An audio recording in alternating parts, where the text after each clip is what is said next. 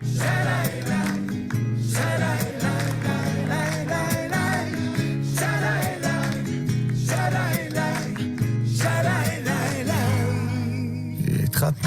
והיא מאושרת, למרות שבעלה יאמין שדבר פרד כל הזמן מצווח קבוע, והוא אפילו לא אומר מדוע.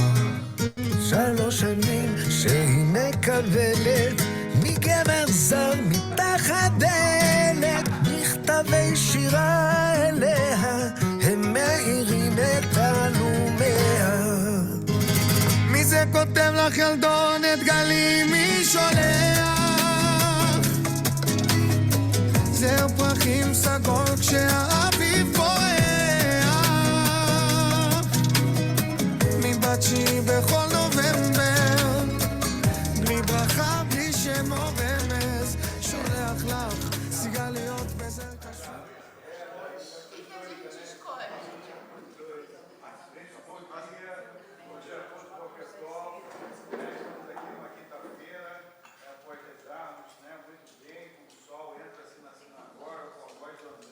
Teu microfone está desligado, Vitor. Desculpa, então, bom dia. Eu estou dizendo bom dia a todos. Né? A gente está aqui mais numa quinta-feira, após a tefilá linda. Né? Para quem está aqui na sinagoga, assim, é sempre muito bonito ver a luz do sol entrando, o André cantando e todos cantando, enfim, pedindo paz. Né? A gente sempre pede paz aqui. Shalom, é isso aí. E aí, Janete, a gente também canta e toma café e faz tudo ao mesmo tempo, né? Cada um faz mais. A gente deixou de fazer pedido para os soldados do Tsar. A gente parou. A guerra acostumou, a gente falou, não precisa mais. Estou achando estranho. A gente continua fazendo para os doentes, e a lista de doentes cada vez é maior. A gente não faz, acabou. Não, pelo amor de Deus, agora mais que nunca. Não, tem que fazer sempre, inclusive fora das guerras também. Mas acho que a gente podia voltar, estou falando sério. Vamos. Fazer uma pressão para voltar a falar com o Hazar. Vamos fazer a fila de Israel toda semana. Vamos. E tinha que fazer para Israel e também para o Brasil. Né? Porque essa é a tradição do país, do país onde você está também. E eu não sei qual que precisa de mais. Mas, enfim, Raul tem toda a razão. E, enfim, então vamos dar aqui início ao nosso estudo. Matot Masei, né? É o fim do 4º livro. Né? Se não fosse o rei Josias, a gente pararia por aqui, não é isso, Janete? O rei Josias achou o 5º livro, a gente vai continuar com Dvarim, muito importante, a partir da semana que vem, e aí a gente termina o 5º livro. Mas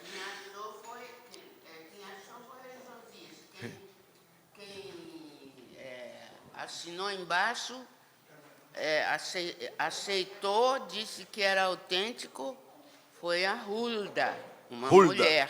Olha aí, parece um nome alemão. Mas, enfim, não é Hilda, e sim Hulda. Hulda. Bom, mas hoje, para fazer Matot Masei, né, eu acho que a Ana me pediu, se candidatou, pediu, isso tem um valor enorme, né, pedir para se voluntariar, né? Voluntariado é, como diz a palavra, é parte da pessoa, né? De outra forma, é um voluntariado aceito, mas também vale, mas o voluntariado espontâneo é o melhor deles. E a Ana, né, eu estava assim, Ana, me fala aqui teu currículo, porque assim, comunitariamente a gente conhece a Ana, ela joga assim em várias situações aqui na área, em várias comissões, os eventos que acontecem muito, né, tem a ver com a Ana, e ela tem um currículo de doutorado na Sorbonne e o doutorado na USP. Então, a gente tem aqui uma dupla doutora, que ela não gosta que eu fale, ó, mas esse não é, estudou tanto, a gente tem sempre que lembrar disso e colocar o estudo no nível mais alto. Então, Ana, mais uma vez, obrigado, e vamos lá, depois a gente abre ao debate que a gente sempre, né, consegue fazer aqui em paz, tá? Vamos lá. Obrigada, Vitor. Bom dia a todos.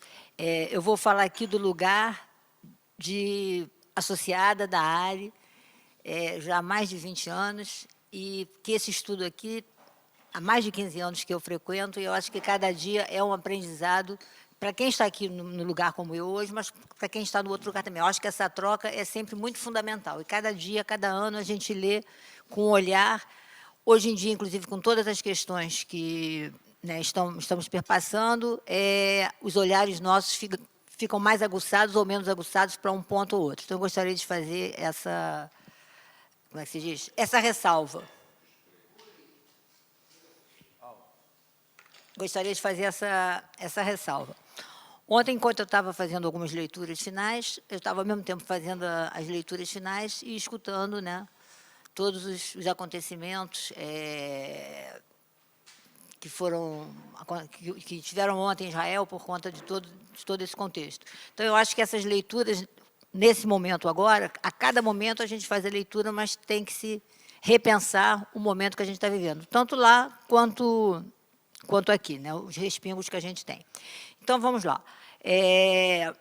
Como o Vitor já tinha colocado, né, é o final do livro de Números, são os últimos dias no deserto. Quer dizer, são os últimos dias no deserto e a entrada na dita Terra Prometida. Então, a gente tem que imaginar que foi toda uma organização sendo feita, né, para você entrar, depois de você ficar por mais de 40 anos perambulando, praticamente sem condições. Então, o que você pensava para você poder ir para aquele outro lugar, que seria uma nova vida, né, um novo ciclo, né, que pudesse ser passado, mas, ao mesmo tempo, tiveram uma série de questões. Importante também se lembrar que essa leitura dessas duas parashot, ela é sempre colocada nesse período agora, que é um período, vamos dizer assim, entre aspas, de luto, é um momento de muitas perdas. Então, ao mesmo tempo que a gente está no momento do calendário, que a gente se lembra de muitas perdas, a gente está nas duas parashots que lembram, né, que fazem a gente pensar na entrada numa terra prometida, apesar de todas as questões que estão sendo feitas de você ter que se organizar, criar rituais, regras, leis e tudo mais. Então, o Matô se inicia com um questionamento das promessas. Elas podem ser anuladas ou quem faria em nome de quem. Então, as promessas, se a gente pensar nos homens, né, os homens eles fariam a promessa feita pelo homem em nome de Deus, ela deve ser sempre cumprida. Então, uma promessa feita pelo André, pelo Vitor, por exemplo, teria que ser sempre cumprida. Ninguém poderia anular. Agora, uma promessa feita por uma mulher, por exemplo, por mim e por as outras que estão por aqui, poderiam ser anuladas. Poderiam ser anuladas por quem? Ou pelo pai, ou se ela fosse casada pelo marido. E as viúvas e as separadas não teriam as suas promessas anuladas. Então, eu fiquei pensando, quer dizer, a gente pode pensar, é uma sociedade que, aos nossos olhos de hoje, né, como é que são os direitos da mulher? A mulher passa do pai para o marido. Mas eu acho que, nesse contexto, quer dizer, as viúvas e as separadas, de certo modo, elas tinham, vamos dizer assim, entre aspas, uma certa autonomia, um livre-arbítrio maior. Então, a gente pensar nisso. E aí, uma outra questão que me veio, mas depois eu verifiquei, e as solteiras não tinham mulheres solteiras maduras? E aí, em algum momento aqui, dizem que esse tema das mulheres solteiras maduras, né, vamos dizer assim, que poderiam já ter uma vida própria, embora morassem ainda com a família e tudo mais, não é relatado. Não é relatado se essa promessa poderia ser anulada ou não. Se a mulher for solteira e o pai já tiver morrido, né? Não, solteira e autônoma, madura já. Não uma menina pequena, não depender do... Entendeu?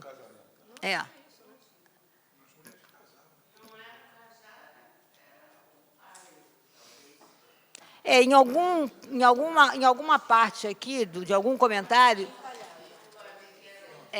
Mas eu acho que é uma questão para a gente pensar, né?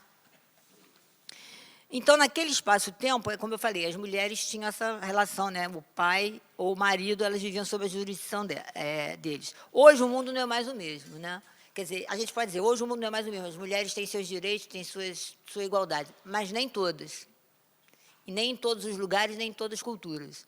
Muitas vezes acontecem, inclusive, retrocessos. E, às vezes, numa mesma cultura, no mesmo pertencimento, você entende, como é que se diz, situações diferentes para as mulheres. Né? A gente pode até citar as mulheres ortodoxas, por exemplo. Né? Como é que é a relação das mulheres ortodoxas com a sociedade maior? E em outras culturas, em outras culturas religiosas, em outras sociedades, a questão da mulher ainda é um ponto, como é que se diz, multifacetado. Né? A gente teria aqui questões que a gente poderia discutir ad eterno. Então, o que a gente traz disso aqui é que a gente não deve se ler, vamos dizer assim, ipsiliter, né? Isso já é sempre comentado aqui. A gente tem que entender que as narrativas da Torá, elas são relacionadas a um contexto social, a um contexto histórico, a um contexto cultural. E a gente, logicamente, tem que fazer as ressignificações e as releituras para o nosso tempo. Um outro ponto é que Moisés recebe o ordenamento de derrotar os midianitas, né? Acabar com o povo. E aí o que acontece? Forma-se um grande exército, composto de homens de todas as tribos. Vencemos a guerra, aí tem 2 tribos lá, que num dado momento dizem que não querem se fixar na terra conquistada. E aí, nesse momento, Moisés coloca que é como se fosse uma traição. Nós estamos a 2 passos, vivemos esse período todo mundo junto, estamos a 2 passos de entrarmos e vocês não querem entrar, querem ir para uma outra região. Então, foi uma certa conturbação no momento, né? E aí é feito um acordo, em que uma outra parte de uma outra tribo fica uma parte, e eles pensam em trabalhar na conquista de uma terra. Então, mas o que eu gostaria de colocar aqui é a questão do... Como é que se diz? Você tem uma proposta, você, num determinado momento, você, né, até dá um insulto, porque como você vai fazer isso e tudo mais, mas depois você tem um ressignificar, vamos dizer assim, um certo acordo. Então, eu acho que isso também mostra uma certa possibilidade nossa, do nosso tempo, da gente flexibilizar as questões, né? Que eu acho que isso, inclusive, hoje em dia, é muito importante. E aí tem algumas passagens aqui que eu gostaria só, rapidamente, de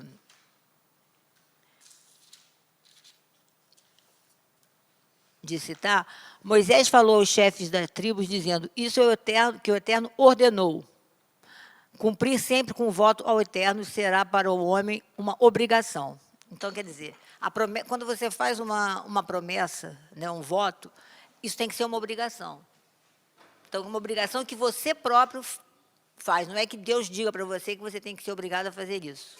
Você faz o seu voto, né, vamos dizer assim, a sua promessa, e, a partir daí, de você ter dito isso, isso se torna uma obrigação, que parte de você. E aí, aquilo tudo que a gente já colocou sobre o pai e o marido pela relação da mulher, né? Depois, na página 1101, o Eterno falou a Moisés, vingue-se o povo israelita dos midianitas. Mataram todos os homens, mais à frente eles falam isso. E aí, na leitura aqui dos comentários, em outras leituras, é entender que esse mataram todos vamos dizer assim, seria uma licença da narrativa, porque mais à frente a gente vai ver que esse povo ainda perambulou por outros lugares, os midianitas. Mas a ideia é de você entender a força que teria de você travar essa guerra pelos que eles teriam feito. Por isso que, no início, ele diz, vingue-se o povo israelita dos midianitas. E a questão da mulher midianita também, eu acho que é uma questão que a gente deveria pensar em abordar ou em refletir. Primeiro, eles disseram que entraram lá e que mataram praticamente todos os homens. Depois, é ordenado que eles matem também as mulheres, porque, de certo modo, as mulheres que fizeram atraíram os homens, né, os israelitas, para ficarem com elas. Então, a ordem era matar todas as mulheres. Como é que você vai saber quem é que... Como é que se diz? Que fez, né, que se colocou assim próximo dos israelitas ou não. Então, todas as mulheres que forem virgens, vocês não matam. As não virgens, vocês matam. Hein? Então, e aí você diz aqui, olha,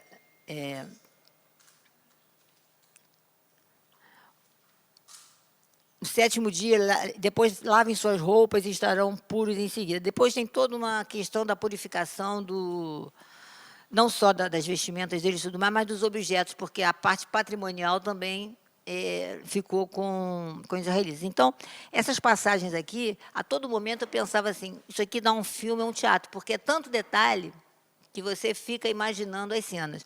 Uma outra coisa que me chamou muita atenção, até não sei se é porque eu gosto muito de mapa, é quando eles colocam as fronteiras e os lugares e as cidades. Vem para aqui, vem para ali, a guerra é para cá, o pedaço vai ser isso, vai ser aquilo. A vontade que me dava era de se criar vários mapas a partir das narrativas. Aliás, eu acho que todas as narrativas da Torá, se a gente trabalhando com o mapa, inclusive trazendo para hoje, né, as cidades que tinham e que têm, entender essas fronteiras, eu acho que é muito interessante. E a guerra aqui também, mais uma vez, ela é entendida como o que deveria ter acontecido. Por isso, essa forma tão mais veemente que é colocada. Né? Então, essa questão da... Uma outra reflexão. Como é que fica exterminar a todos? Como é possível não seguir com outros? E como é que fica um pacto? Como é que fica a confiança? Um acordo é possível? Podemos flexibilizar? Quando, por quê e como? São questões que me vieram à tona. Matsei, ela trata da trajetória vivida no deserto, na divisão da terra de Canaã, numa cidade-refúgio e nas leis de casamento e herança. Quer dizer, ele faz, no início, logo, é uma preparação para a nova vida.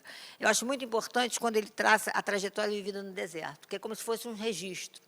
Ele trabalha a memória daqueles tempos e ele diz, aconteceu isso, tiveram tantas pessoas, foram para aqui, foram para ali.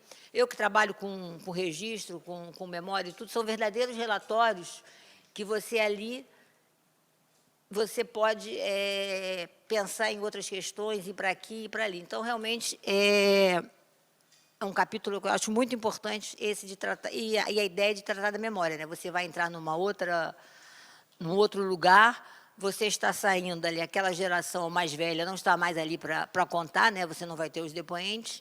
Então, vamos deixar esse relatório bem demarcado e sinalizado para a geração futura. A organização também do patrimônio da terra, né? Como é que seria dividido, o que seria para um ou para outro.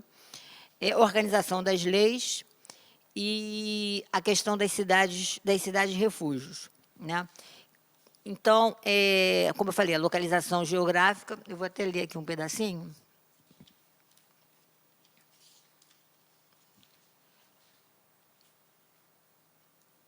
Eles partiram do deserto, localizado entre o Egito e Canaã, passaram esses anos, e agora acompanhados a entrada oriental de Canaã, entre as acácias dos estepes e Moabe. São para não perder tempo.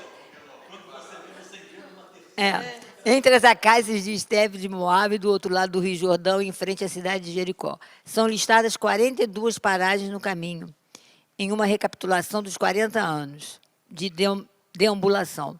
A ordem de alguns lugares de parada está em desacordo com o que é dito em números e por aí vai. Aí diz, de Ramsés até o Sinai, dos desertos de Sinai a Zin, de Kadesh às planícies de Moabe, e por aí vai. Quer dizer, então, isso aqui foi um resumo do que teria. Né? Eles vão localizando todos os lugares e as fronteiras que são feitas, as fronteiras que seriam conquistadas e realizadas. Né? Bom, e rever essa... Então, a gente revê toda essa jornada. Né? As fronteiras previstas, as regras de repartição dos assentamentos, como eu já falei, a questão das cidades-refúgios. São arranjos de leis e justiça, elas funcionavam como exílio, porque naquele tempo, vamos dizer assim, se alguém matasse uma pessoa, a outra família vinha e podia querer fazer justiça sem intenção. Viria a família, né, do morto, no caso, viria fazer justiça e ter a pessoa. Então, essas cidades-refúgios foram criadas para isso. Essa pessoa iria se refugiar, iria ficar nesse exílio, nesse isolamento. A herança da terra, né, que já foi colocada. E, então, é uma narrativa como um relatório, como eu já falei. E aí você vê várias vezes, por ordem do Eterno, o Eterno falou a Moisés. Então, você vê a presença de Deus, eu acho que em muitos momentos disso aqui, ela é colocada por essas pequenas frases, né? O Eterno fala a Moisés. Então, entender os espaços geográficos e os significados daquele tempo. É importante a gente entender isso, né? Quer dizer, qual era o significado que tinha cada espaço daquele, a diferença de cada espaço. Isso nos faz refletir algumas questões. Mudança, flexibilidade, tempo de existência. Não a ideia de engessar, de se radicalizar. Pensando na nossa leitura da Torá, nos ensinamentos, uma ressignificação do tempo presente. Seria um judaísmo em movimento. O que não significa dizer que não se tenha consciência, que não se tenha consciência e a prática judaica, no que seria uma identidade judaica, uma ética judaica. Tá? A gente teria isso, mas entender essa possibilidade de uma releitura, e essa releitura também seria uma releitura da nossa vida, dos acontecimentos que vão andando, né? Quer dizer, o mundo é em movimento, né? As gerações estão em movimento, e eu acho que a Torá, sobretudo aqui, ela coloca essas questões, sobretudo na ideia de que você vai entrar numa nova terra. Outro ponto que se pode pensar é a diversidade, seja dos costumes das tribos, dos lugares e das maneiras distintas de caminhar. Então, o que nos une? Fica a questão, no micro e no macro. Fazemos ou não parte de um mundo maior, pelo nosso olhar e pelo olhar do outro? São questões que eu me coloco. Como pensar na construção das sociedades, né, dos grupos, das nações, a partir dessas duas parachiotes? Uma tempestade aqui de ideias. O que é prometer? Prometer nos leva a uma ideia de um tempo futuro. Você não promete o que já aconteceu. Né? Eu vou prometer fazer isso no minuto seguinte, no tempo do futuro. Ao mesmo tempo, ela é muito carregada da memória, porque o relatório aqui dos registros, ele a todo momento nos faz mostrar tudo o que aconteceu nesse tempo. Né? E como é que a gente faz esse fazer dessa promessa, desse prometer? Um compromisso. Esse compromisso tem que ter ligado a uma confiança, honrar a palavra do dito, da promessa. Então, eu digo, eu vou fazer isso, então você acredita que eu vou fazer isso, ou você não acredita. Liberdade e confiança, como é que isso pode se conectar? Confiança, liberdade, compromisso, responsabilidade. Liberdade com responsabilidade. E não sermos engessados. Liberdade para caminhar com as possíveis ressignificações do nosso tempo. Então, o tempo nosso presente, ele é um tempo de ressignificações, porque a gente é carregado, querendo ou não, o que eu, como é que se diz, os ensinamentos dessas duas parachiotes que eu tenho. Querendo ou não, a gente é carregado do nosso passado, do nosso ontem, do nosso passado milenar, como do nosso passado de 20, 30, 50, 100 anos atrás. Mas e como é que a gente vai caminhar hoje o presente, pensando no futuro? Então, a gente pouco se coloca como presente, porque o presente é sempre com um olhar, que deveria ser, né, para frente. E essa ideia de, até o Charles, quando ele falou, umas 2 semanas atrás, ele falou terra prometida ou terra compromissada? Comprometida, né? Eu acho que o prometer está ligado diretamente com comprometer, com compromisso, né? E aí é colocada a questão do prometer a nível das promessas. Quer dizer, se você faz uma promessa a Deus, ou uma promessa, ou um dizer, ou um fazer, que você se compromete a fazer, isso tem que ter uma responsabilidade e um compromisso. Então, o que fazer, como fazer, eu acho que são questões que perpassaram esse tempo da leitura. E eu vi um Midrash que diz que no discurso de adeus de Moisés para o povo, ele lembra muito dos eventos que se passaram, né? Então, faz-se toda essa retrospectiva. Então, isso pode ser pensado assim, que em cada lugar nós trazemos as marcas dos lugares por onde passamos. Mas os lugares também têm as marcas nossas.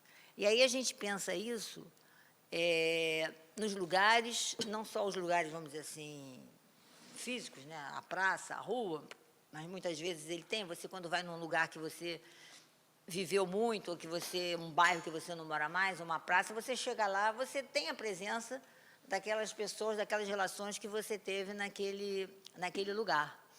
Ao mesmo tempo, você traz também aquele lugar para você. Mas se a gente pensar no lugar enquanto um lugar profissional, um lugar religioso, uma instituição, seja ela qual for, a cultura da instituição é formada pelas pessoas, né? A gente não diz as pessoas formam a instituição, né? A instituição é feita de pessoas.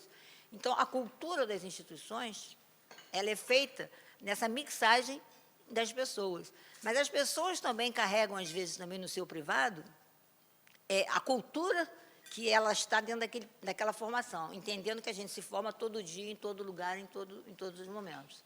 Então, eu acho que essa questão aqui é muito importante, até porque é uma das questões que eu trabalho em minhas pesquisas, a questão de espaço, lugar, de memória e das relações. Então, você pensar, e aí entra todas as questões do comprometimento, do compromisso, do você prometer, né? Se você está numa instituição, seja ela qual for, você não tem que pensar só no momento presente, você tem que ter o olhar, né, do embasamento que ela fez, que ela se constituiu, mas também pensar para frente, como é que ela vai continuar, para que ela tenha uma existência para além dos 120 anos nossos, a gente tem que pensar em todas essas questões. Então, eu acho que são questões que essa leitura aqui, das duas para-choques, me fez. E, rapidamente, só sobre a Haftarah, eu entendi questões também que indicam a história do tempo daquele momento e contextualizar as leituras com as narrativas. Quando eu li assim, eu li rapidamente, né? Eu entendi que a gente tem que entender que você, quando faz uma narrativa, você faz a narrativa daquele tempo que você viveu, mas não necessariamente, isso é importante a gente frisar, a narrativa não é o fato histórico real, a narrativa é o seu olhar, a sua experiência pelo que aconteceu. E aí você também, quando você lê uma narrativa, né, você também ressignifica, porque cada um tem uma leitura diferente. A gente, quando fala numa tradução, a tradução, de certo modo, por que a gente fala? É bom sempre a gente ler na língua natal do autor, porque eu vou fazer uma tradução carregada com o meu olhar, o outro vai fazer com o outro. Então, quando você pega, às vezes, é muito interessante, você pega um texto na língua original e na língua traduzida, você vê nitidamente esses outros olhares. Então, eu acho que isso tudo perpassa por essa paraxá. E uma questão interessante que eu achei no comentário do Raul foi quando ele falou que a lei a raiz da palavra lei em hebraico não é lei, e sim caminhar, né? Então, caminhar quer dizer, o que é a lei judaica? Seria você caminhar por uma prática judaica. E que prática judaica seria essa, né? Eu até anotei aqui, está vendo?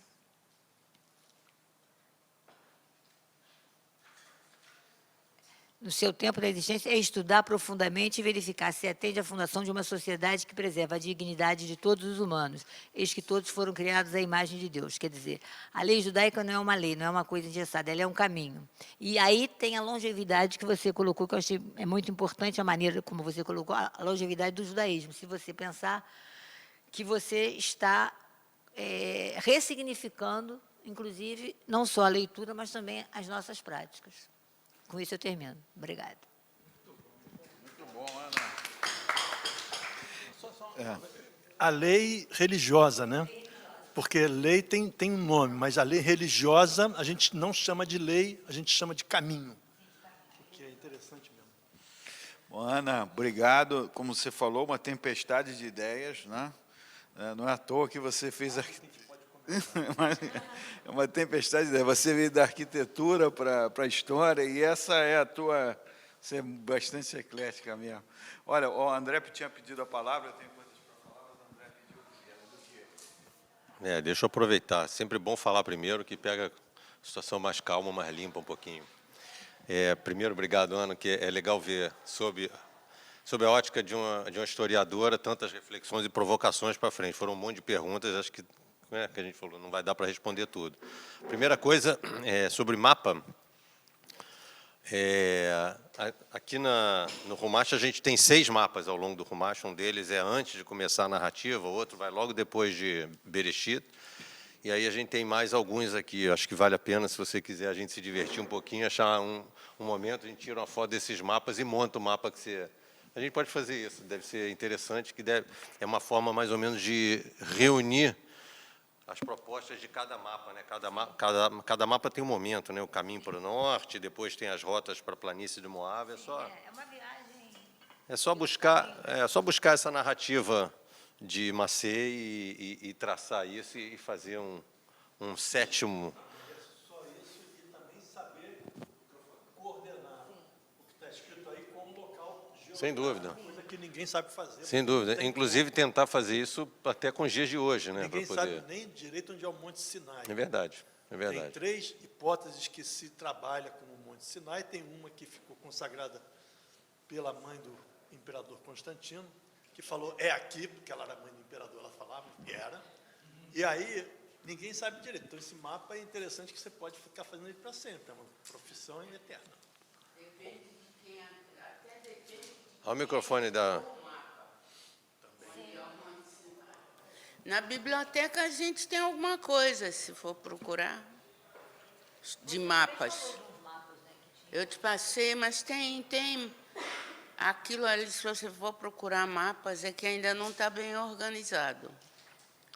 Tem Vamos fazer, já está feita a muitos provocação. livros que trazem mapas interessantes. Está feita a provocação, vamos refletir isso depois com calma. Não, só para um comentário sobre o que você falou, é que em Matota a gente fala muito de votos, e voto ou promessa, né? São questões muito fixas, estabelecidas. Isso e para sempre. E você fala muito sobre ressignificar, que é justamente ao contrário. É você quebrar o que você se comprometeu a fazer para sempre. E eu, particularmente, acho que não tem como, hoje em dia, acho que nunca teve como você fazer um voto e cumprir isso o resto da tua vida. Eu acho que é muito complicado, porque tudo muda. A gente está aqui ano a ano, lendo o mesmo texto, e a interpretação muda. O que dirá de você fazer um voto para o resto da sua vida e você ter que cumprir isso com todo o ambiente externo mudando, com tudo que interfere na sua vida mudando.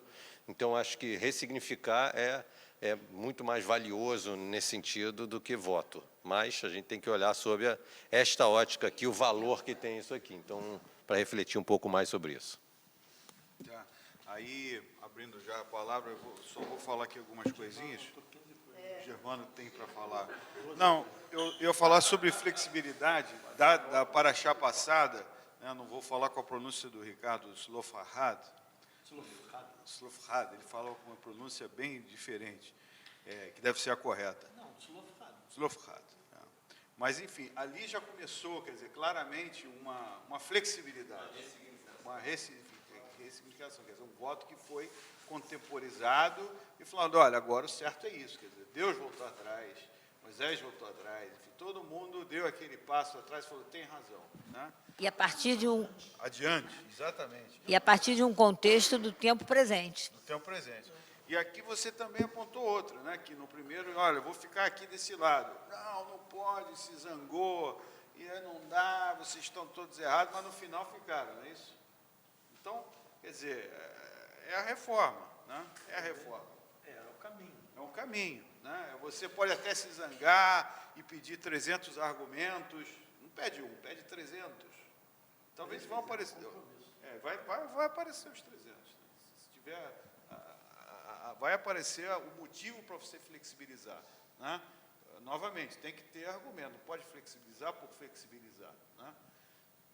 Não, é importante entender que naquele momento, como vocês dois estão colocando, né, a questão do ressignificar, que a gente não pode levar para sempre, mas eu me detenho na questão, quer dizer, a mulher não poderia mudar de ideia. Quer dizer, o anular ou não passa por uma reflexão, mas era uma reflexão externa a quem votou, a quem fez o voto, que seria do pai ou do marido. E aqui também eu vou apontar uma outra coisa que sempre me chama muita atenção, né?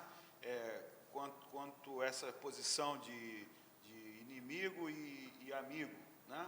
Quer dizer, no início da Torá, né? Tzipora de Midian, o sogro tem o nome de Paraxá, quer dizer, um povo muito caro, que depois vira um super inimigo, né?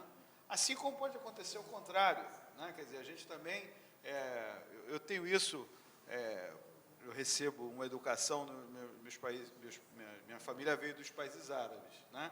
E tem uma mágoa muito grande, então o tempo todo é isso é assim, e nunca vai mudar, né? Isso é assim, nunca vai mudar. Nesse momento, né? Quem é que está pensando em, né, que o Irã pode ser um parceiro nosso algum dia, né? Mas a gente tem que pensar que as coisas não são eternas, né? E buscar, né? Nunca rotular aquilo de uma forma imutável e que aquilo é daquela maneira e que nunca pode ser diferente, né? Que nem sempre foi assim, exatamente. Tá? Outra coisa que me chama a atenção aqui, que fecha o meu enigma de ler Lecá, é que realmente houve um sorteio para as terras, né? Eu acho que realmente tinha um conflito muito grande, quem ia ficar na terra horrível do lado dos gigantes e quem ia ficar lá na frente do mar, na Iarcon, ou do lado da Galileia. Tinha um conflito enorme. Eu acho que, assim, uma das teorias é que esse conflito que levou os espiões a não decidirem nada e ficar mais 40 anos no deserto. E agora, finalmente, a solução veio, né? Que, inclusive, eu vi que falaram semana passada sobre a validade dos sorteios, e aqui teve um sorteio, né? Qual é o critério? O critério é sorteio. Vamos botar a mão no saquinho. Quem vai ficar aqui na frente da praia é fulano.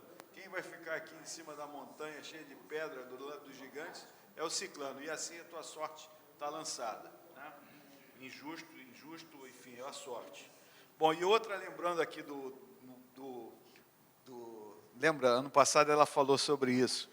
Ela falou sobre Saparaxá, ela é gerente de projeto, ela tem toda essa formação aqui. Na verdade, esse é o fim do projeto, são os milestones. Esses 42 paradas foram mostrando tudo que foi feito para a gente finalmente chegar nesse lugar, não é isso? Quais são o registro da... E teve uma outra coisa que, óbvio, a Ana trouxe para acumular a esse tema que beira a administração, que é essa questão da cultura, né, que você falou, né, que uma organização é feita das pessoas que estão ali. A organização tem sua cultura, mas ela também é viva, aquilo é orgânico, né? E a gente está com esse problema nas empresas brasileiras e internacionais, que as pessoas não ficam mais nas organizações, tu sabe disso. Hoje a média do brasileiro é ficar 3 anos numa empresa. E eu não estou falando de chão de fábrica, estou falando de nível tático. Quer dizer, como é que você vai ter uma alma empresarial se as pessoas não ficam ali dentro, né? Não tem essa retenção mais como antigamente. Eu trabalhei 15 anos numa empresa, eu sou exceção. Quem trabalhou mais de 10 anos numa empresa hoje? Dificilmente. A gente? Não, mas é para colocar isso em relação à área também, não é? A nossa mudança do nosso quadro social, vamos dizer assim, no quadro associativo, que a gente tem que cuidar com muito carinho, para não permitir que a gente se desvie do caminho que a gente tem traçado, que foi traçado, que é o que a maioria quer. Então, a gente está num problema agora, tem uma situação, a gente tem que tomar muito cuidado para não se desviar, exatamente nisso que você falou, que eu concordo plenamente. Dessa vez, falou a Ana e falou a Lorena, eu não achei nada para contestar, o que me deixa meio nervoso, ou estou com sono, vocês falaram muito bem. Eu só queria colocar uma coisinha que não é nenhuma contestação nem nada. É uma curiosidade que eu fui até ver no livro. A palavra para promessa aqui, na promessa que você faz, que a gente traduziu por voto, é neder, né? E a palavra da terra prometida não é neder, é a terra que Adonai Nishba, que ele prometeu, que ele jurou dar. Então, tem uma diferença que eu não sei dizer como. Tem dois tipos, uma promessa diferente uma da outra. Eu não sei dizer qual é a diferença, teria que estudar bastante. Mas é interessante que são coisas diferentes. São coisas diferentes. Quando você falou as duas com a mesma palavra, porque eu acho também que a tradução deve estar com a mesma palavra, porque eu acho que também que... mas a palavra hebraica é outra. Teria que estudar um pouco, isso é interessante, vou estudar, vale a pena, porque são palavras, tem até um tratado todo do Talmud chamado Nedarim, que é desses votos que você faz. Ah, sim, se o Botafogo se ferrar de novo, eu vou comprar não sei o que lá. Isso é um voto que você pode fazer e com certeza você vai ganhar, porque vai se ferrar de novo mesmo. Já começou. Começou o segundo turno, mas de qualquer maneira, isso é uma promessa que eu faço para alguma coisa. Ah, não, se eu conseguir um emprego, não sei o quê, então eu vou dar um donativo. Esse é um voto, né? Essa história... Hã? E essa promessa é outra palavra, outra coisa. Tem a promessa. A gente pode pensar assim, a promessa do voto que você faz, quer dizer, que é uma coisa de dentro para fora, você faz, e a promessa que está externa a você. A terra, não foi você que prometeu, que falou que a terra era prometida. Né? Alguém colocou que aquela terra era prometida. Então, eu acho que... Mas se a gente puxar só para o português, o prometer, você não promete para trás, né? Porque a gente não tem... A gente, É muito engraçado isso, porque o idioma, ele está totalmente amarrado na cultura. sim, com certeza. Com certeza. E a cultura está amarrada na época. Então é muito difícil. Sim. Quando você falou da tradução, o Paulo Geiger, que é um tradutor, ele fala o seguinte, algumas vezes traduzindo, ele não entendeu o que o cara quis falar, o autor quis falar, então ele já ligou para o autor.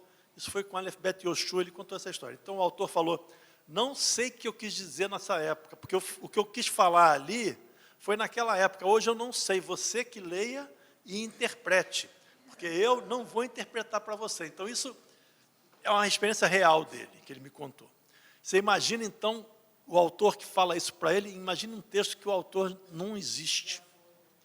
Ou já foi, ou nesse caso, que o autor é totalmente desconhecido, Deus, a gente não sabe o que é. Então, como é que traduz? Né? Não traduz. A gente não sabe o que essas palavras significavam. Tem muita... É um trabalho interessante. Eu passar o Germano e depois a Diane, que ela colocou aqui. Diane, se você puder, se prepara, aí você entra. Bom, Ana, primeiro agradecer o seu estudo e eu vou colocar o que mais me chama a atenção. Toda vez que eu ouço a gente falar aqui, naquele tempo, eu fico sempre imaginando, e no nosso tempo? O nosso tempo hoje ainda tem a grande atração feminina. Como é que o homem reage? Reage com a posse? É dele?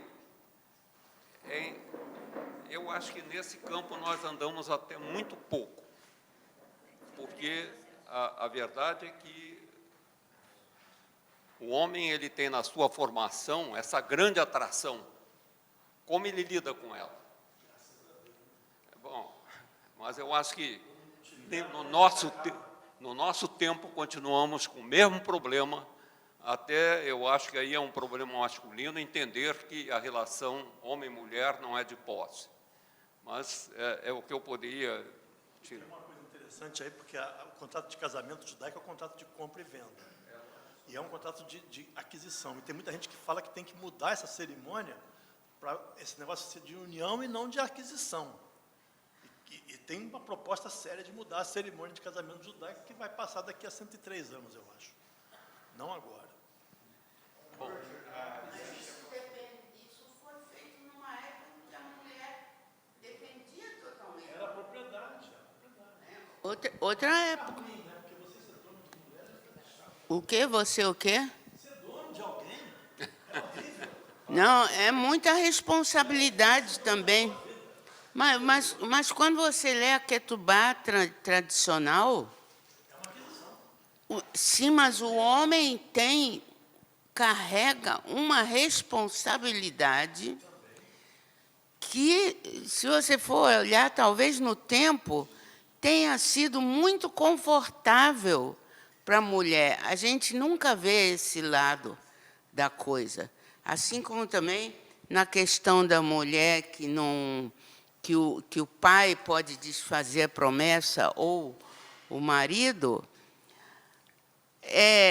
dá uma certa irresponsabilidade para a mulher que facilita as coisas para a mulher. Ela pode dizer qualquer coisa, até ela pode dizer qualquer bobagem, chegar para o pai e dizer, ih, pai, olha o que eu falei. Vai lá e diz que não vale o que eu falei. Esse lado da questão, quando a gente, na nossa sociedade, está sempre se preocupando em melhorar, entre aspas, a situação da mulher, a gente se esquece um pouco desse lado da coisa. A gente fica olhando e diz, poxa, a mulher não podia, prometia e não valia nada. Pô, beleza, eu dizer para minha empregada, olha, amanhã eu te dou extra R$500. Aí meu marido chega lá e diz, olha, ela falou, mas isso não vale, não. Entende? Tem esse lado da história que a gente não analisa muito.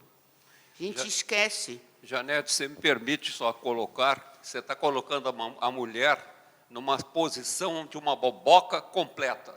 Não. A grande dificuldade que eu sinto é que, para eu ser alguém, eu não tenho que transformar o outro em um bobão. Não. Mas nesse esquema que você está falando, o bobão fica muito confortável. Eu sou bobo.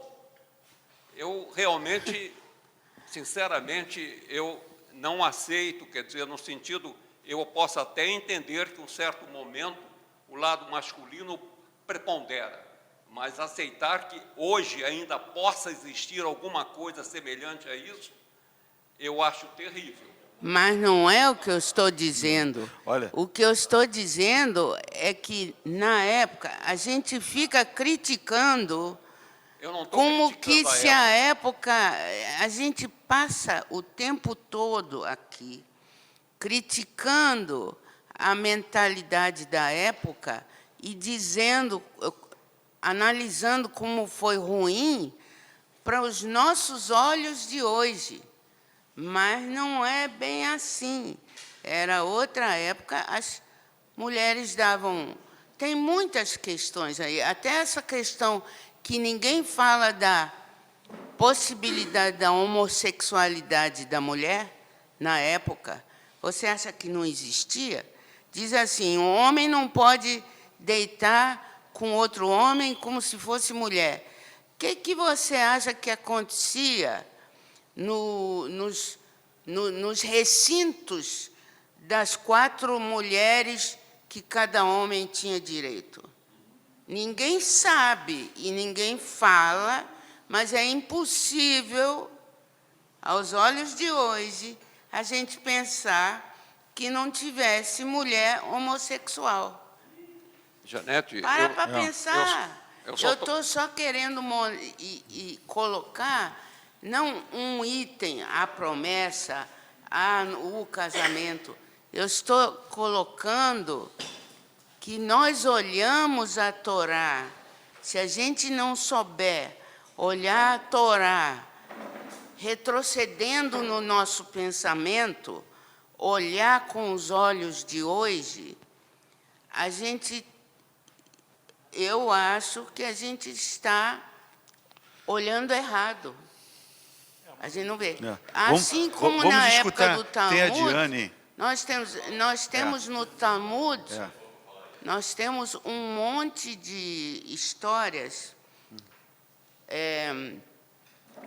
Eu tenho um livrinho que quem me deu foi o Rabino Gretz, para variar. De vez em quando ele me dá alguma coisa para melhorar meu pensamento. Com Midrashim sobre mulheres, onde você vê o que as mulheres sofriam e tudo, mas eram Midrashim escritos na época. Quer dizer, os homens se davam conta de que tinha situações femininas que tinham que ser reconstruídas, melhoradas. Senão, eles não estariam escrevendo aquelas coisas naquela época. É isso, a gente tem que tomar muito cuidado quando a gente lê Torá, em geral, lê qualquer coisa de judaísmo, a gente tem que fazer essa dinâmica, não pode fazer um corte. Hoje é assim e naquela época era um horror. Não é assim, é uma evolução e é um produto da época e que tem situações que, para a época, favorecem a mulher. Hoje, a gente não quer mais assim e a gente luta para não ser e até que, principalmente no meio judaico, a gente conseguiu muita coisa em meios como os nossos e até nos ortodoxos. Fala 2 questões aqui, rapidinho. Vou passar para a Jane. A primeira questão é a seguinte, eu acho que não é a gente ler a Torá com os olhos de hoje, não. É a gente entender que aquela leitura, aquela narrativa, ela está presa a um contexto cultural, social. Então, a gente tem que reconectar o passado passado longínquo ou um passado mais próximo, se não for a Torá, com o tempo da nossa existência. Mas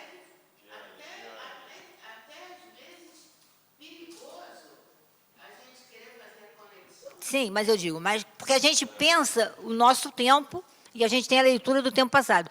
Quanto a essas questões da mulher, a Diane acaba, vou passar para a Diane, não sei se ela vai falar, mas foi solicitado pela Secretaria Municipal da Mulher e tudo mais, estão fazendo uma cartilha sobre as diferentes religiões, sobre o aspecto da violência contra a mulher.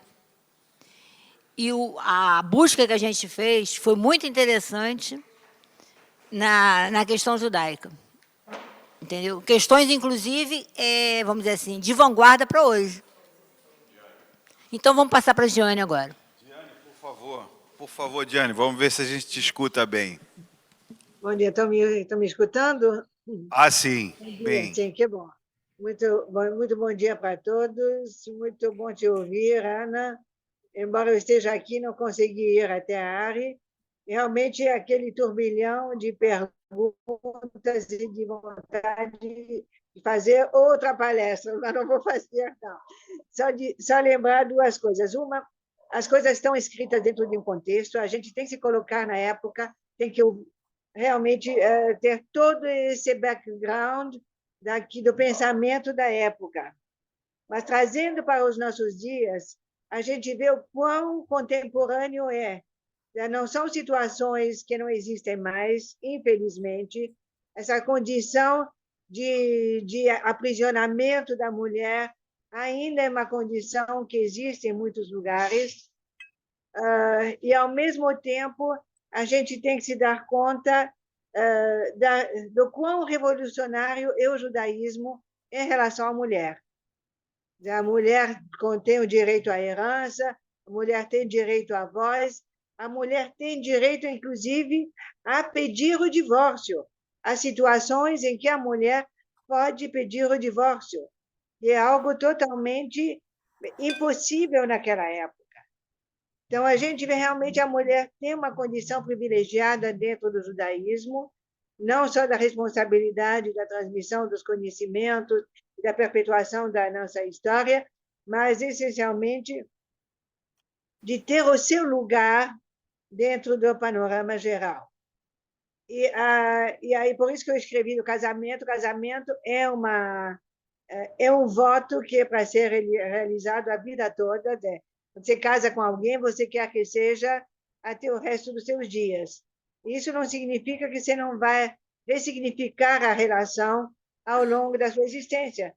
Muitas coisas acontecem, filhos nascem, situações mudam, e a gente ressignifica para chegar aos 50, 60 anos de vida em comum, altos e baixos acontecem, e há necessidade de enfrentá-los e ressignificar esses momentos. Uma última coisa em relação da Terra Prometida, as pessoas normalmente esquecem que a Terra da Promissão, a tradução da Terra Prometida, é uma tradução simplista, que leva aos erros que se comete, e que leva a toda a questão antissemita. Porque é uma terra prometida. A promissão é um compromisso entre aquele que dá e aquele que aceita. Então, o povo judeu tem um compromisso de cumprir a promessa de tornar realmente essa terra de leite e mel em uma luz entre as nações. É só isso. Obrigada, Ana, mais uma vez, e bom dia. Obrigado, obrigado. O Raul tem uma coisinha para complementar. Só para... Toda essa questão que a gente discutiu aqui, sobre passado e presente, etc., leva ao pensamento de que por que a gente lê esse texto se ele está localizado no passado? Se ele só tem significado no passado? Na verdade, esse texto é muito mais do que um texto histórico, é um texto que descreve o humano, de cada um de nós. Por isso, ele é eterno. Então, tudo isso, o caso que o Germano falou, que a Janete falou, que a Ana falou, porque é uma descrição do humano. Quando fala, vamos fazer um mapa geográfico, eu falo, não vamos, não. Nós estamos estudando o homem, a humanidade, não o homem, a humanidade, e não a geografia. a geografia humana, mas aí você está fazendo o que faz, né? Então, eu peguei a palavra e ressignifiquei, mas estou falando do humano, né? E aí, por isso que a Torá é eterna, porque o humano não mudou nos últimos 20 mil anos, talvez, ou mais, né? Agora, as circunstâncias de volta mudaram, mas nós continuamos, a história de Caim e Abel continua todo dia aí. A história de Amaleque está aí. A gente viu ontem, inclusive ontem, a gente ajudou lá, o fulano que foi visitar o presidente do Irã atual, também encontrou o presidente do Irã passado, com a ajuda de um míssil, mas também encontrou os dois na mesma visita. Então, nós estamos estudando o humano, e não a história, e não aquele relato, né? Então, tem que levar para esse lado. A Ana fez isso muito bem. Só uma entrada que o Charles fez, o Charles está no meio da rua lá, mas ele escreveu para a gente, né? Se não me engano, a Torá não tem cenário ou contexto, pelo menos não revelados e descritos e detalhados, assim como num romance, o Jorge Amado, por exemplo, não tem, né? Então, para que isso? Isso dá longevidade e exige atualidade, né? Tem que ler hoje, não como se fosse 4.000 anos atrás. Tá? O Richard quer falar uma coisinha. Richard, por favor, coisinha ou coisona, não sei. Não, acho que é bem legal, acho que é muito importante esse tipo de diálogo, né? E o que o Raul falou, uma coisa muito importante, que o texto está lá no passado, mostra um presente, o presente deles lá. Quando a gente relê, a gente traz o assunto para ser debatido no presente e vê se ele se adequa, se trabalha, se rediscute um tema que às vezes não é relacionado ao presente, mas pode se remeter a coisas do passado e aprender com parábolas. As parábolas, elas são importantes para a gente refletir sobre o presente, achar ferramentas para lidar com situações que não existiam naquela época, mas que geram essa discussão positiva, né? Para que tenha essa forma de diálogo. Já também o que a Janete falou, eu achei muito interessante, porque sempre se existiu, minha mãe falava uma coisa que é muito importante, no passado sempre existiu as coisas, mas não tinha a ótica que tem hoje. Então, as coisas que eram vistas como estranhas eram ocultadas. Igual falar assim, não existia tanto sequestro como está acontecendo hoje. Acontecia. Só que não tinha mídia, não tinha internet, não tinha nada. Acontecia estupro, acontecia as coisas. Acontecia, mas não tinha como. Era ocultado, era abafado. Quer dizer, hoje a gente tem possibilidade de refletir sobre esses temas e dar visibilidade. Então, tem coisas que aconteciam no passado, sim, que acontecem hoje, só que hoje tem mais forma de você conversar sobre. Meios, né? Fica mais aparente. Fernanda, quer falar? Deu um susto em você de propósito também. Quer falar então? A gente quer te escutar, depois a gente fecha com a Ana. Eu só particularmente discordo do que a Janete comentou sobre a questão da mulher e ver um benefício em ela não ser uma pessoa responsabilizada pelas próprias decisões, né? Porque eu acho que, de certa forma, é você perceber um benefício numa pessoa que não é um sujeito de direitos de verdade, né? Uma pessoa que vai ser objeto de uma tutela e vai ser tratada como uma criança ou como uma pessoa incapaz, né? Então, eu não vejo como isso seria benéfico.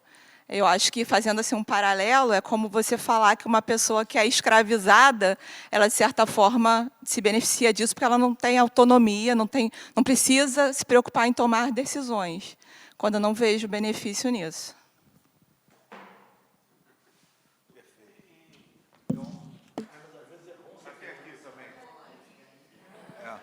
Então, olha, esqueci alguém aqui. Ive quer falar? Não, mais alguém? Então, assim, eu acho que a gente pode se encaminhar para um fechamento, né, Ana? E não sei se não tem ninguém com a mão levantada. Tá? Então tá, fica à vontade, Ana. Germano. Uma só observação que não é bem da fala da Ana. Interessante que eu fui na Haftará para ver o que o profeta diria desse nosso contexto. E o texto é um trecho de Jeremias que é de uma tragédia total. Porque o que ele coloca é que o caminho que nós seguimos, ele vai determinar para o bem e para o mal. Eu acho que a pior coisa que a gente pode pensar é isso. Quer dizer, eu imaginar que o caminho judaico me leva fatalmente ou determinantemente a uma posição positiva, ele levanta essa questão de uma forma realmente trágica e eu acho que Jeremias foi uma tragédia. Isso aí isso não dá para rebater agora, mas dá para uma conversa muito comprida essa. Então tá. Ana, assim, te agradecer. Ah, quer? Já foi citada.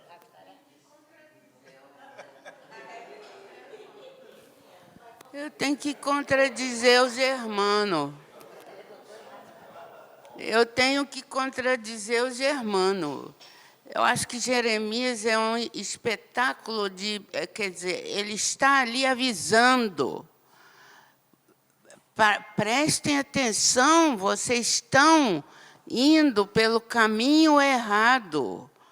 Ele está avisando tanto... de duas maneiras. Política, que o pessoal queria cada vez fazer mais algum tratado, ou, melhor dizendo, conchavo, com alguma nação para destruir o Nabucco, né? E ele dizia, isso não vai dar certo, só vai ser cada vez pior, parem com isso, por isso que ele avisa assim, com todas as cores, e também ele faz a mesma coisa. O comportamento de vocês, vamos parar com isso, o comportamento de vocês é horrível, vai nos levar a coisas horríveis. Nós vamos estragar cada vez mais a nossa existência. Eu acho que o papel do Jeremias foi esse. E, no fim, ele até ainda mostrou otimismo, porque, você sabe, né? Carregaram ele para o Egito, e, na última hora, dizem que ele comprou um terreno em Jerusalém, mostrando que ele ainda tinha esperança de que os judeus fossem reconstruir Jerusalém. Então, eu vejo Jeremias, é horroroso, mas é um aviso. Janete, só que eu entendo que o profeta prevê o futuro que poderia acontecer se você continuar no caminho que ele considera errado.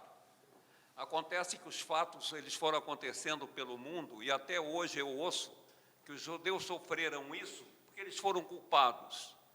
Essa linha de raciocínio, para mim, é terrível. É isso que eu estou colocando.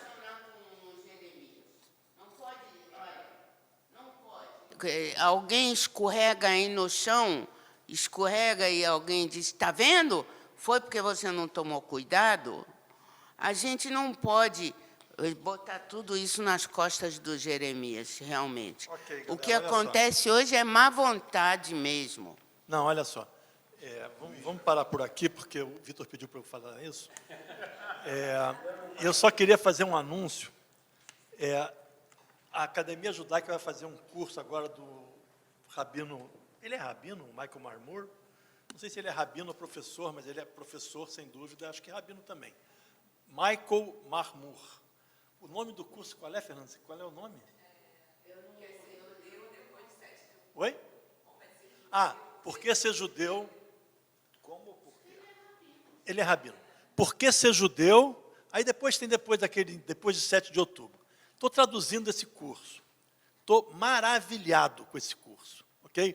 Eu ainda não entendi o 7 de outubro o que tem a ver, porque para mim tudo que ele está falando até agora, eu estou na segunda aula, no final dela, são 4, é universal, eterno, mas é um curso sobre identidade judaica para não ser perdido.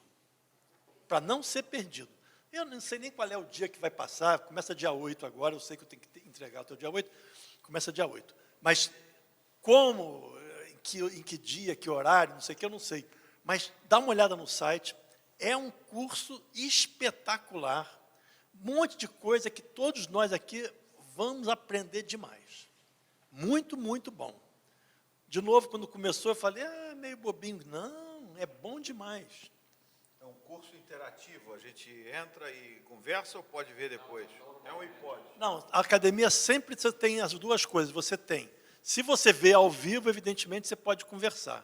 E fica gravado para você ver depois. Se você vê depois, você pode conversar no espelho. Você vai no espelho, fala e vê com a tua esposa ou com alguém que você está junto. Mas você não está mais na turma. Mas o curso, a aula gravada dele, depois tem a discussão, que vai ser com o Rabino Ruben, que é top filosoficamente, muito bom. Então, vai ser um curso muito bacana. Eu estou, assim, muito maravilhado com esse curso. Mas tem sim, Vitor. Tem depois, Tem depois, e pode. Tá. Então, Não, por isso tem que ver na hora. Eu também tenho essa conexão. procrastinação. É incrível. Você vê o artigo e fala assim, é super interessante. Quando eu dizer tempo, vou ler. Ou seja, isso quer dizer, não vou ler nunca. Você sabe que eu estou fazendo um reforço? Estou fazendo um reforço na minha mesa de cabeceira. Sabe por quê? Está cheio de livro. Está cheio de livro, mas vai cair. Tem que botar lá um reforço mesmo, porque não consigo esvaziar aquilo. Sempre a Na biblioteca está lá, eu tiro, coloco do lado para ver se vai pular para dentro da minha cabeça, mas não pula. Bom, olha, vamos... Identidade criativa. O título do curso, criativa. O título do curso é inventado por algum marqueteiro. O curso é muito bom sobre identidade judaica. É isso aí. Muito bom. Eu acho que o título do curso é dado por gente que nem viu. É o mais novo. Hã? É o mais novo, é o que está, porque o pai dele já morreu, é o que está vivo. Então vamos É muito, muito bom. vamos nos inscrever. A gente faz uma discussão. Eu vou repetir aqui, eu acho que já disse não hoje, mas uma vez eu vou repetir o que ele falou, nunca saiu da minha cabeça, da expressão Leavdil e Havdalah. Nunca vou me esquecer. Um dia eu vou falar. Acho que eu até já falei. Ana vai... Espetáculo. Obrigado, Janete. Obrigado a todos. Vamos sim participar. Tá. Ana, vamos encerrar então, né? Tá, vamos sim. Eu só queria duas questões. Eu acho importante reafirmar a questão que a Diane colocou da terra prometida e do compromisso, né, de se entrar, de se estar no lugar. Eu acho que a gente conversou muito isso aqui a respeito dos compromissos nos diferentes lugares, até em lugares em que você vai se chegando. E a questão que o Raul colocou dos mapas e tudo mais, mapa não é uma questão geográfica. Quando você fala das cidades, dos lugares, você fala das relações e das pessoas e das culturas, porque cada lugar tem uma cultura. Então, seria nesse ponto de vista. E agradecer a todos aí. Obrigada. Nós que agradecemos, Ana, nós que agradecemos o teu estudo aqui, riquíssimo, tempestade de ideias para valer. E agora vamos encerrar pela última. Agora é Birkata Amazônia. Olha, um abraço a todos aí no Zoom, e aí quem vai ver depois, um abraço também, e é isso aí. Venham aqui, participem, que é isso, é de todos nós o espaço e o estudo. Tá, tudo de bom. Boa quinta. Boa, Shabbat Shalom. Richard, ok? Vai derrubar aí? Beleza, ok. Então vamos lá, Birkata.